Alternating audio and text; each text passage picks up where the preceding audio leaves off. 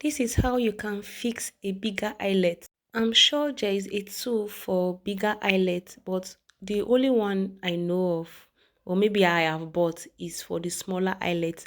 And I got a work that needed me to use a bigger eyelet. So what you are doing here is you will mark where you are supposed to punch. If you don't have a big punch, you can go with the size you have. You will just keep punching it in the holes that you have marked. So there are different sizes of punch, but we are using a size 5 punch because we don't have a large punch that can go through right into the marked area of the big eyelet we want to use. So you will just keep punching in the circles you have created using that eyelet.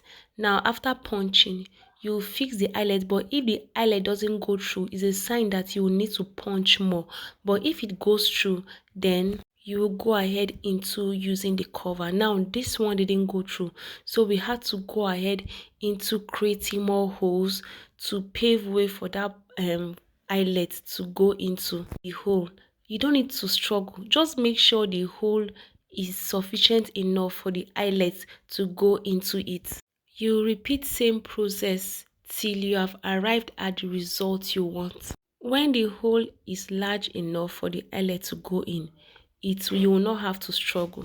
So because we are using a skin, I know skin, it's not flexible, it's a very hard material, but finally we're able to get through to the hole, and this is all fixing it. Now eyelet comes with covers like this, especially if you don't have the tool, that pressing tool, that eyelet tool, then you will need this cover to aid you.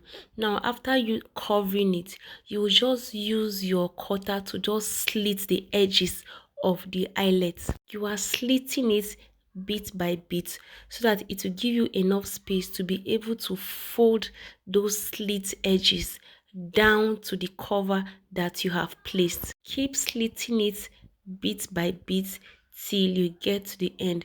Now when you are done with that, then you can now start bending those edges into to the edge of the cover.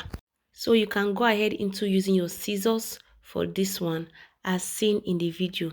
So you're just folding it right on this cover that you had placed on the eyelet. So this is how you can fix a larger eyelet for yourself.